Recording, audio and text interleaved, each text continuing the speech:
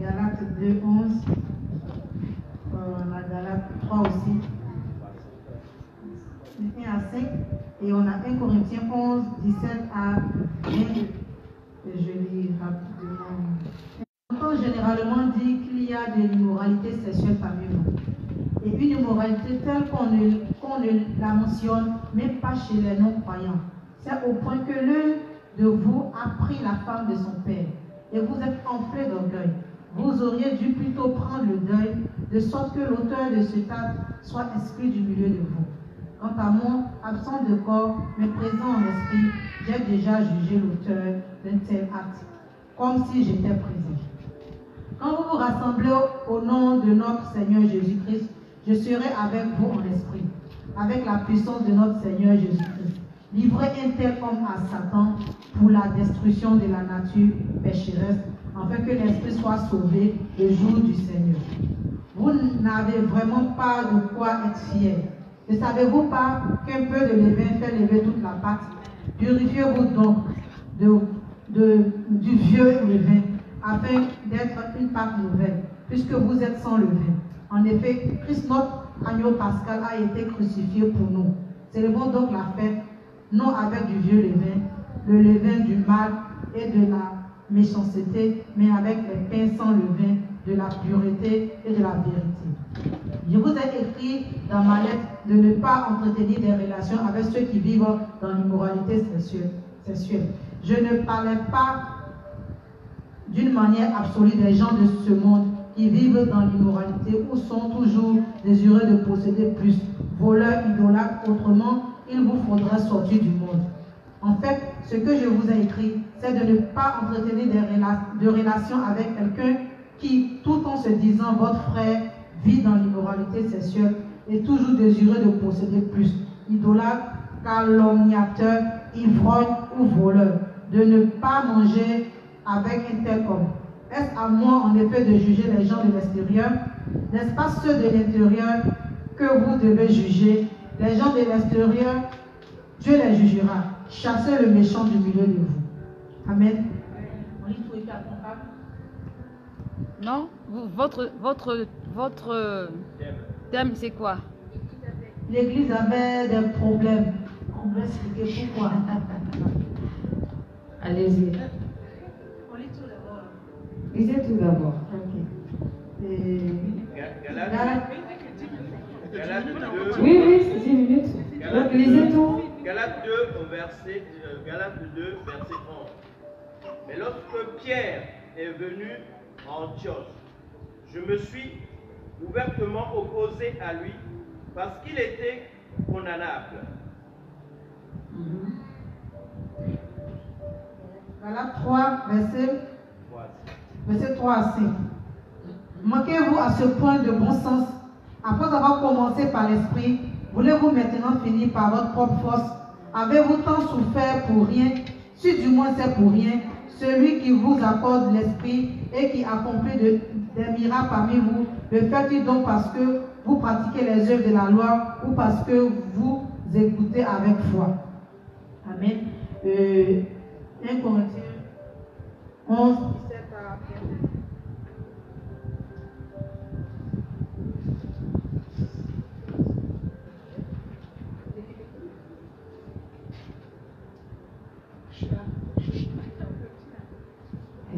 Corinthiens 11, verset 17 à 21. En faisant la remarque suivante, je ne peux pas vous féliciter, car vous vous rassemblez, non pour devenir meilleur, mais pour devenir pire. Tout d'abord, j'apprends que lorsque vous réunissez en assemblée, il y a parmi vous des divisions. Et je le crois en partie. Il faut bien en effet qu'il y ait aussi des divisions parmi vous, afin que l'on puisse reconnaître ceux qui sont approuvés de Dieu au milieu de vous. Ainsi donc, lorsque vous vous réunissez, ce n'est pas pour prendre part au repas du Seigneur, car dès que vous vous mettez à table, chacun s'empresse de prendre son propre repas, de sorte que l'un a faim, tandis que l'autre est ivre. Amen. Amen. Donc, pour le premier chapitre, 1 Corinthiens 5, On a noté la désobéissance. Pourquoi? Les raisons pour lesquelles l'Église a des problèmes. La désobéissance, le manque de repentance, le péché. En parlant du péché, on a cité l'immoralité sexuelle, l'orgueil, l'idolâtrie, le manque de repentance, l'ivrognerie, le vol et tout ça. Et ce qui entraîne un désordre dans l'Église, dans la mesure où les responsables acceptent ces personnes dans l'Église. C'est-à-dire, parce qu'il a dit un peu de levain fait lever toute la pâte. Donc, quand il y a une telle chose dans l'Église, et je pense que le Galates 3, il dit, vous avez bien commencé, vous n'avez pas mal terminé. C'est-à-dire, l'Église a commencé en étant une assemblée sainte pour Dieu. Et quand une telle personne commet de tels actes, il faut réprimander, il faut être rigoureux. Il faut être rigoureux comme Paul qui a réprimandé dans Galates 2. Paul a réprimandé Pierre quand Pierre a joué à un double jeu. C'est-à-dire lorsqu'il y avait les pharisiens, il était avec eux, je pense, je ne sais pas le début, mais je pense que c'est ça. Il était hypocrite au fait. Il était hypocrite, il se faisait comme s'il n'était pas. Et Paul a vu ça, il a été, même si Pierre était avec Jésus et qu'il était appelé, Paul n'a pas manqué à dire la vérité à Pierre. Donc, moi, c'est un peu ce que je dis. Donc, je ne sais pas si on va particulièrement. Voilà. Sur le verset, notamment celui de Galates 2, verset 11, ici, même si nous sommes des frères dans l'Église, on doit avoir la possibilité de dire à notre frère quand il est dans le péché la vérité. Donc, c'est ce que je voulais ajouter. Lui dit la vérité, et quand on dit la vérité, c'est pour espérer que tu changes. Et s'il n'y a pas de changement, et qu'on voit que tu es dangereux pour les autres, c'est pour lui-même, et bien, si lui-même il n'est pas conscient, mais il faut pas avoir peur ou se dire qu'on est plus amour que Dieu. Il faut avoir le courage de chasser cette personne. Je ne sais pas, pour ne pas qu'il empoisonne les autres. Je ne sais pas si vous avez ajouté quelque chose à ajouter par rapport au... 1 Corinthiens 11 explique qu'en fait il y a des divisions dans l'assemblée, et ça rejoint en fait le Galates 3 qui dit en gros que l'attitude charnelle devient plus importante que l'attitude en esprit. Donc du coup ça crée des divisions et ça crée surtout de la manifestation de l'individualisme au sein de l'Église, donc manque de communication fraternelle, absence de rassemblement pour la vérité. Voilà.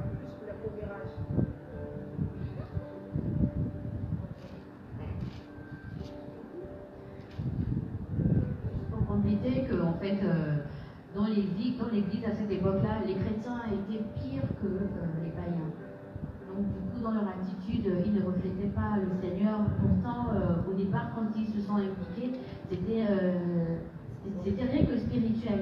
Mais ils n'étaient pas endurants justement dans l'application et l'appropriation de la parole. Amen. Ok. Allez, des questions? Je veux peut-être dire juste un mot, et c'est Paul qui le dit. En fait, l'Église avait des problèmes aussi, tout simplement parce que lorsque les gens se réunissaient, vu qu'ils étaient dans cette immoralité, il fait la distinction entre se réunir en esprit et se réunir dans la chair. Et quand on se réunit dans la chair, les gens ont tendance à faire leur propre réunion, pas au nom de Christ, mais à leur propre nom. Et c'est cela que Satan a profité pour créer tout ce que mes frères et sœurs ont souligné. Merci. Alors, moi je veux savoir, dans ces versets que vous avez lus, quels sont les différents problèmes qu'il y avait? Vous avez détecté. Nous avons détecter la désobéissance. La désobéissance dans l'Église, dans 1 Corinthiens 5, la désobéissance, le problème de désobéissance et le problème de manque de repentance. Le problème de manque de repentance, le problème de manque de rigueur. De manque de rigueur, le problème de tolérance, tolérer le péché. Le problème d'accepter que les gens fassent des choses et de ne pas réprimander, de côtoyer, d'accepter le désordre dans l'Église. Et quel est le problème central qui cause tout ça?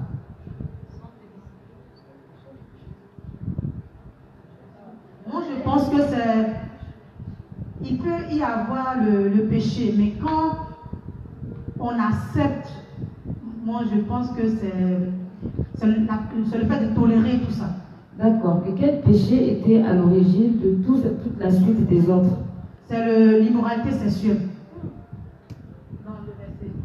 D'accord, dans le verset. Maintenant, dans le verset de Galates 3, verset, je ne sais plus. 3 à. Oui. Donc ça c'était quel péché? Ça c'était l'hypocrisie. D'accord. Et l'autre, Galates 3, c'était? Il y avait quoi? Galates 3. Oui.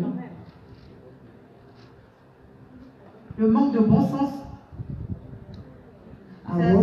Bon, je dirais que le péché, c'est de ne pas marcher selon l'esprit. J'allais parler de consécration, et puis c'est ce qu'on dit souvent ici, c'est la publicité.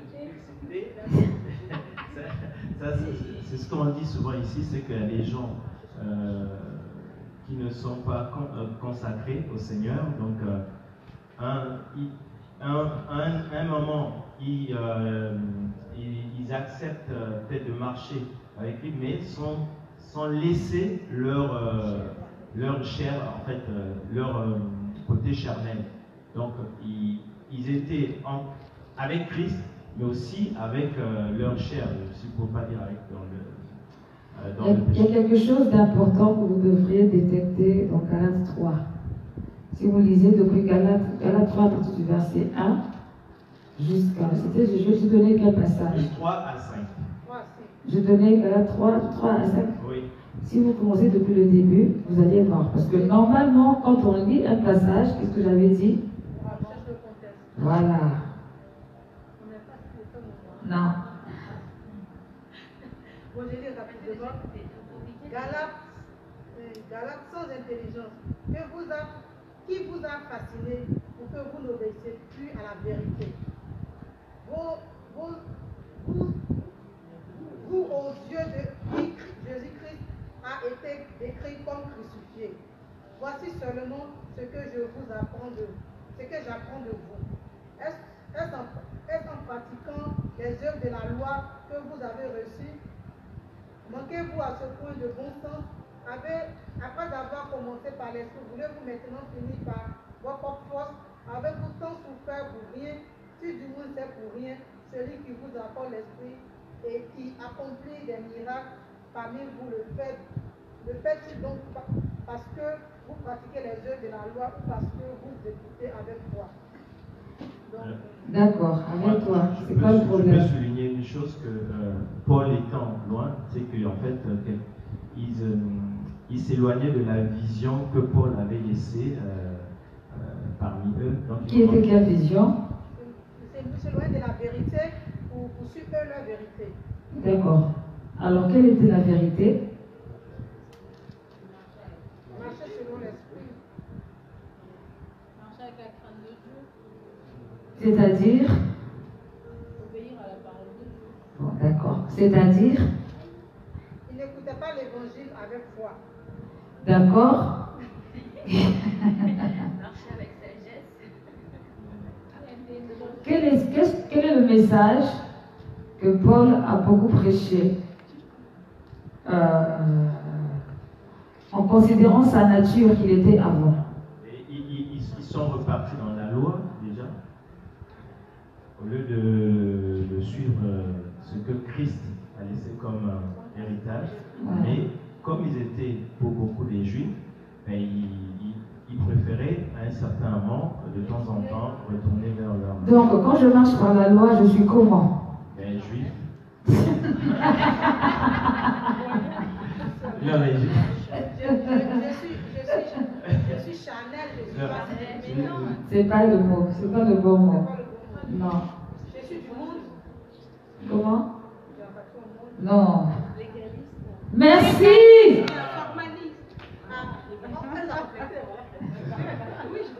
Légaliste.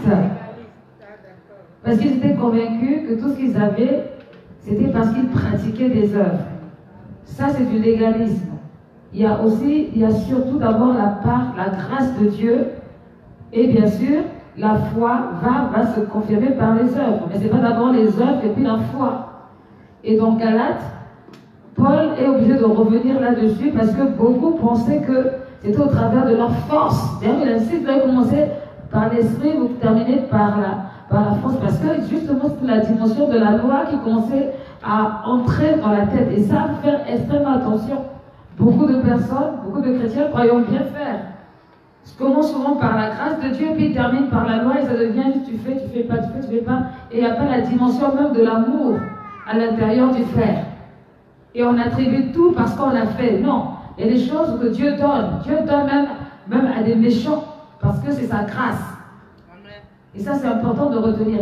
Votre groupe, c'était pour définir quels étaient les problèmes de l'Église. Il y avait des problèmes dans l'Église, mais est-ce que ce n'est pas les mêmes problèmes qu'on retrouve dans les églises aujourd'hui? C'est les mêmes problèmes qu'on trouve dans les églises aujourd'hui. On retrouve la publicité. J'ai posé la question, quel est le problème central de 1 Corinthiens 5? Ce n'est pas tout ce que vous avez cité, à part l'immoralité. Le problème central qui a créé tous les autres problèmes, c'est l'immoralité sexuelle. C'est l'impudicité. C'est à cause de ça que l'Église, d'autres ont commencé à prendre parti, parce que c'est ce que Paul est en train de dire.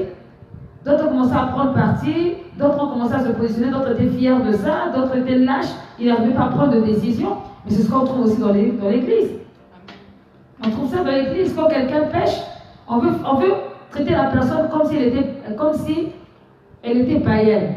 Regardez comment Paul traite la question et comment il définit. Il dit bien, ce n'est pas les gens du dehors qu'on va les juger, c'est ceux de l'intérieur. Parce que ceux de l'intérieur ont entendu la parole. Or, aujourd'hui, on veut que le païen et le chrétien, on les traite pareil. Et ce n'est pas juste. Toi, tu es né de nouveau, tu connais la parole, pourquoi tu pratiques? Et si tu pratiques, on a le droit de te juger. C'est-à-dire de dire que ce que tu fais n'est pas bien. Une personne qui a 18 ans, qui n'est pas née de nouveau, une personne qui a 18 ans, qui n'est pas née de nouveau, dans le monde, il va avoir un copain. Tout le monde va trouver ça normal. Il y en a qui vont même dire que s'il n'a pas de copain ou de copine, c'est bizarre. Ça va être étrange. Mais celui qui est né de nouveau sait que la fornication, c'est interdit. Dieu n'aime pas ça. Et qu'on apprend qu'il a un copain ou qu'elle a une copine dans l'église ou en dehors de l'église. Est-ce que la manière de juger la chose sera pareille que celui qui est païen? Mais nous voulons traiter ça de la même manière. Et quand on commence à réprimander, là maintenant on commence à parler que non, c'est pas normal, dans cette église, on juge les jeux et tout ça et tout le monde a le droit. Alors que non, toi tu es éclairé, l'autre est dans les ténèbres. Tu ne veux pas vouloir rentrer de la même manière. Et c'est ce que Paul disait. Le même Paul qui était rempli d'amour. C'est le même Paul qui leur dit, pour moi j'ai déjà même traité ce genre. J'ai déjà même traité. C'est-à-dire, et après il ne va pas que là. Il va loin, il dit, vous ne devez pas avoir de relation. Il a cité certes des impudiques, mais il a cité les calomniateurs. Il a dit, c'est-à-dire tout ce qu'il a cité là. Vous ne devez pas avoir de relation. Or, dans l'église, on trouve des personnes qui ont des relations avec des frères en Christ qui sont dans cette position. C'est quoi le but? Qui convertit qui?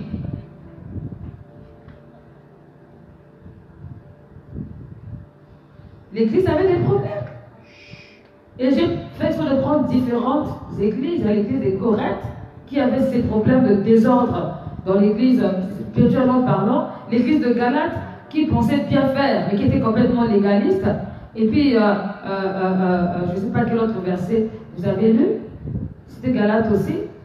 Ce sont les mêmes problèmes qu'on retrouve aujourd'hui dans l'église. Et en fait, ce qui est étrange, c'est qu'aujourd'hui, le chrétien qui pêche volontairement veut que dans l'église on le comprenne et qu'on accepte ce qu'il fait au nom de la grâce. Et tout le monde trouve ça normal. C'est seulement lorsqu'un pasteur fait un scandale que tout le monde trouve ça scandaleux. Mais quand un chrétien qui n'est pas pasteur fait un scandale, on dit « Ayez pitié de lui, l'amour couvre une multitude de fautes ». C'est les mêmes choses, c'est le même siècle. C'est les mêmes choses qui se passent dans les églises aujourd'hui. Vous pouvez faire toutes les églises de l'entendre, c'est les mêmes problèmes. Pour les personnes qui pensent que l'église parfaite, l'église parfaite existe, il n'y a pas de problème. Dans toutes les églises, il y a toujours un problème. Chez les Galates, c'était peut-être pas l'impudicité, tout le désordre, mais c'était le légalisme. Et donc, il est important de faire attention à ça et puis de ne pas idéaliser l'église et de ne pas dire que bon, parce que ici ils ont fait ça, moi je quitte l'église. C'est ridicule parce que quand tu iras ailleurs, ce sera un autre problème. L'église avait des problèmes. Oui, l'église avait des problèmes, c'est vrai. L'église vivait les problèmes. Maintenant, voilà, l'autre problème, c'était l'hypocrisie. Pierre face à Paul. Et Paul, quand il remarque l'hypocrisie de Pierre, il ne dit pas non, c'est quand même Pierre, bon, je vais laisser passer, je le comprends. Non, il dit à Paul, non, il dit à Pierre, non, je ne suis pas d'accord. Parce que Pierre voulait imposer des coutumes juives aux gentils, à des non-juifs. Quand ses amis, les juifs aussi étaient là, quand les juifs n'étaient plus là, Pierre changeait de position. C'est de l'hypocrisie. Combien d'entre nous dans les églises, nous changeons de position en fonction de lieu où on se trouve? Quand tu as vu que celui-là qui t'arrange bien, tu prends la telle carapace. Quand tu as vu que l'autre t'arrange bien, tu prends telle carapace. C'est l'hypocrisie. Il ne faut pas négliger l'hypocrisie, parce que c'est un grand péché. Hein. À cause de l'hypocrisie, quelqu'un peut mourir.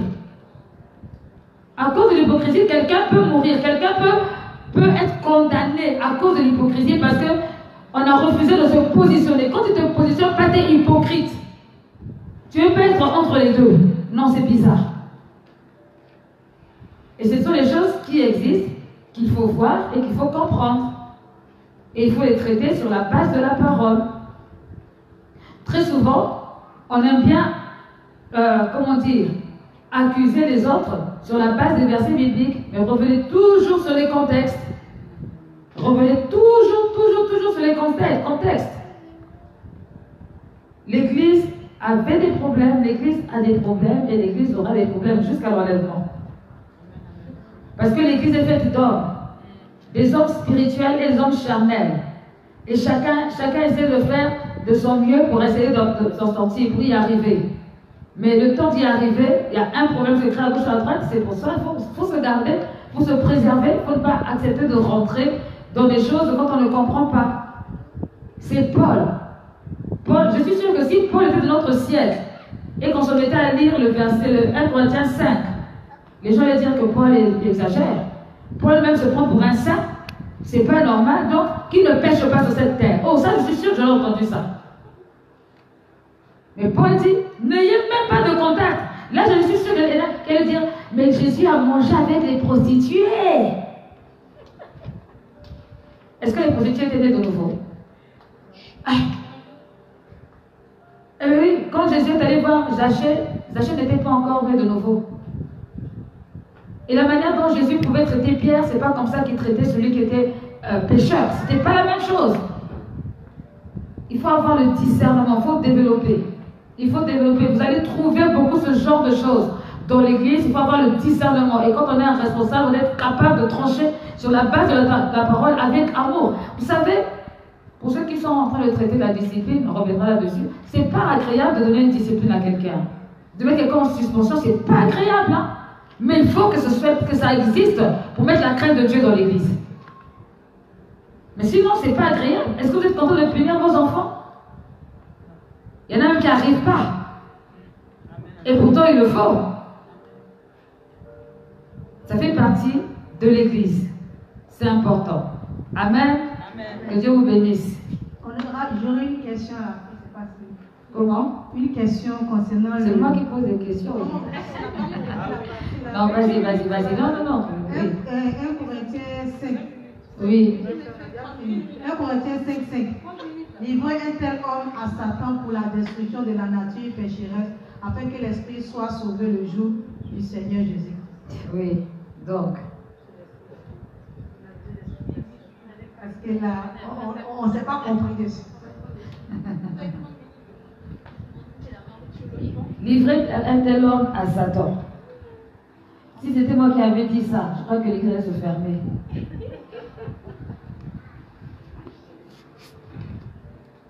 En fait, ici, on parle de l'exclusion. L'exclusion, c'est partie de la discipline dans l'église.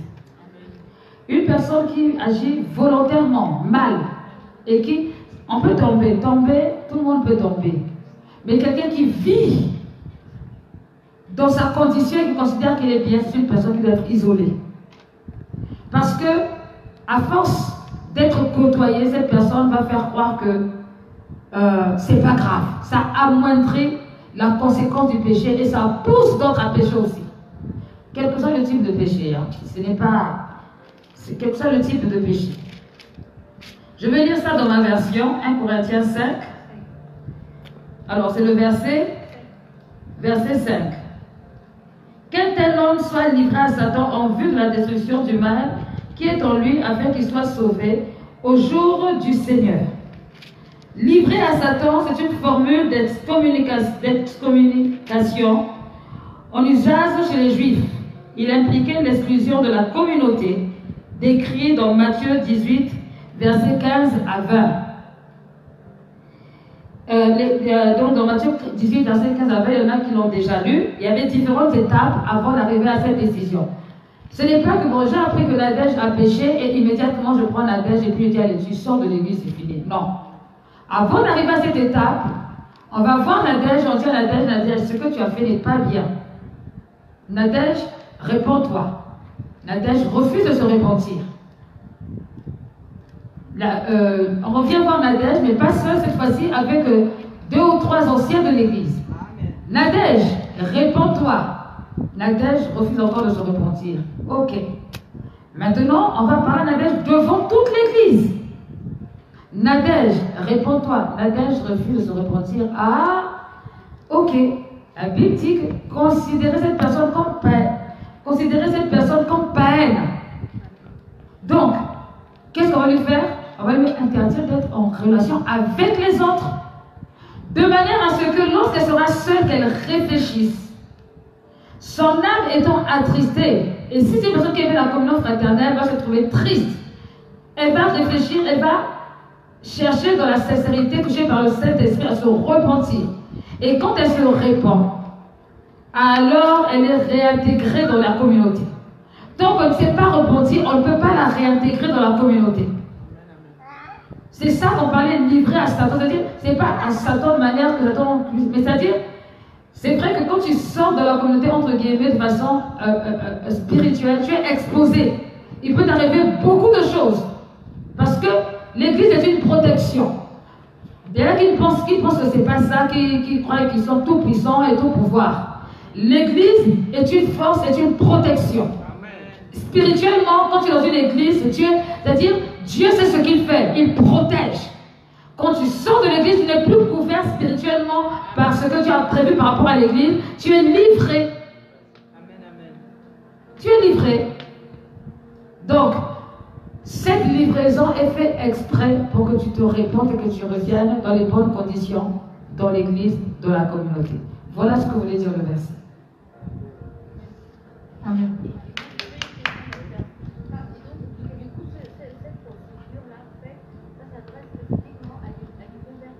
Oui. Mais les non-convertis ne sont pas convertis, donc on ne les juge même pas. Non, mais non, justement, non. Ou on est né de nouveau, on n'est pas né de nouveau. Attention, ne croyez pas que les convertis, c'est ceux qui sont dans le service. Hein. Non. Les convertis, c'est tous ceux qui ont donné leur vie au Seigneur Jésus-Christ qui sont dans l'église sont des personnes qu'on doit traiter avec Matthieu 18, verset 15 à 20. Même dans le service, on apprend que voilà, tu fais des choses bizarres, on te convoque, tu ne comprends toujours pas, on te convoque, tu ne comprends toujours pas, ben, tu es excommunié, on ne va pas te garder parce qu'il faut remplir les bancs de l'église. T'es pas né de nouveau, ça on n'y peut rien. Voilà. On a eu ce débat-là. Ah, mais non, allez-y, c'est pas grave, vous allez passer la semaine prochaine. On a eu ce débat parce que moi je disais que c'est dans le même. Quand on dit exposer, c'est dans le sens qu'on te laisse, on te fait sortir de l'église, on te laisse dans ta bêtise et quand tu es dans ta bêtise, tu auras les conséquences des actes que tu as posés et le diable va te châtier. Et chez nous, quand tu te cognes le mur, tu te rends compte que tu as mal agi, tu vas revenir. Je vais continuer ma lecture. Celle-ci consiste à renvoyer le pécheur dans la sphère d'influence de Satan et à ne plus le considérer comme un chrétien, mais comme un païen. Comme un païen. Ça veut dire que cette personne est vue comme une personne qui n'a jamais rencontré le Seigneur. Donc, on ne peut même pas venir lui demander un conseil spirituellement parce que son comportement est en opposition avec la parole de Dieu. Même s'il a 15 ans de conversion, même s'il a une bibliothèque spirituelle, il connaît les versets. D'ailleurs, c'est souvent ceux qui connaissent même les versets, qui les détournent à leur volonté, qui font des choses comme ça. Donc, par rapport à ce que tu viens de dire, mais de toute façon, ça en fait partie. Ça en fait partie. La personne, quand elle est exclue, quand elle s'en va dans sa sphère, l'influence des atmosphères spirituelles, démoniaques, vont l'attaquer. Maintenant, vous me posez la question, mais qu'est-ce que fait l'Église pendant ce temps? Ça, c'est important. L'Église, elle prie. Elle prie pour le frère, elle prie pour la sœur, pour que vraiment la personne se reprenne. Et que cette personne ne reste pas comme ça. Elle prie, l'Église prie autant que possible, et puis le jour au bof. À force, si ça ne change pas, si l'esprit ne vient pas réveiller à quelque chose, les gens vont oublier. Hein. L'Église prie toujours. Oui, parce qu'il faut prier pour ceux qui chutent. Parce que sinon, c'est la direction de l'enfer. Oui, mais c'est un peu ce que nous parle, plus que tout parle de la décision. Si la personne, en fait, elle-même n'a pas pris la décision aussi de vouloir adopter un changement, est-ce que les prières vont impacter? L'Église doit prier quand même. Jusqu'à un certain niveau, l'Église prie. Je prends un exemple. Quelqu'un qui était dans l'Église Triomphante le Rocher, qui vit dans le péché, qui a été exclu, qui quitte l'Église Triomphante le Rocher, qui s'en va dans une autre église, n'est plus sur notre sphère. Donc là, on ne va pas continuer à prier. Parce que là, elle a décidé, elle a pris une autre direction. Mais qui est dans la nature, perdu dans les airs, là quand même, c'est toujours comme un enfant, tu vois. Il faut continuer à prier. Voilà. Amen. Il est 21h11. Donc, la semaine prochaine,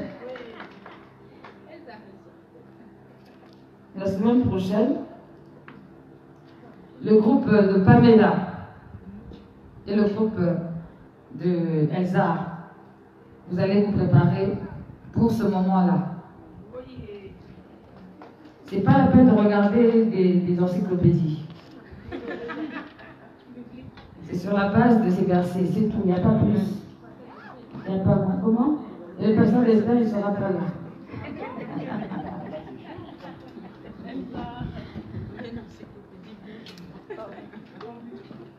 Amen. On va prier. Il faut noter ces versets-là. Il faut les noter parce que ce sont des arguments, non pas pour être légaliste, mais pour faire comprendre la dimension spirituelle aux gens. Parce que souvent, c'est le manque de connaissances qui fait que souvent, on est un peu perdu et puis on est facilement manipulable. Mais quand tu sais comment raisonner la personne. Et je sais que ce genre de verset ou de réflexion, ça a aidé beaucoup de personnes à sortir d'une forme de compromission ou d'amour un peu naïf. C'est vraiment important. Amen. Éternel notre Dieu et notre Père, nous te bénissons, nous te louons. Merci Seigneur oh Dieu pour ce temps, Seigneur, d'enseignement concernant l'Église. Seigneur, tu nous parles beaucoup d'Église en ce moment et nous voulons vraiment, au Dieu de gloire, en tant qu'Église que nous sommes, Seigneur, te dire que ta parole pénètre en nous et qu'elle puisse produire des fruits. Éternel, nous avons besoin de toi, de notre secours. Seigneur, merci parce que tu nous éclaires. Tu nous montres, au Dieu de gloire, comment développer notre discernement pour ne pas tomber dans les pièges du diable. Seigneur, nous te bénissons, nous te rendons toute la gloire parce que tu ouvres nos yeux spirituels et nos oreilles spirituelles pour comprendre ce qui est juste et ce qui est bon, ce qui est mauvais. Seigneur, oh Dieu, pour ne pas demeurer ou perpétuer dans les pièges que l'ennemi veut nous tendre. Seigneur, étends ta main et glorifie ton nom. Te demandons encore, au Dieu de gloire, de nous pardonner. Seigneur, oh Dieu, tout ce qui n'est pas de toi, qui nous empêche d'entendre ta voix, Seigneur, de toute forme de compromission. Seigneur, nous reconnaissons que, Seigneur, l'Église est faite de différents types de personnes. Mais Seigneur, ta parole dit aussi que le scandale doit arriver, mais malheur par qui ce scandale va arriver. Nous ne voulons pas qu'il soit ainsi. Protège chacun d'entre nous. Oh Dieu, nous avons les yeux fixés sur toi et laisse que ta parole, Seigneur Jésus-Christ, nous fasse du bien et nous emmène dans la justice et dans la vérité.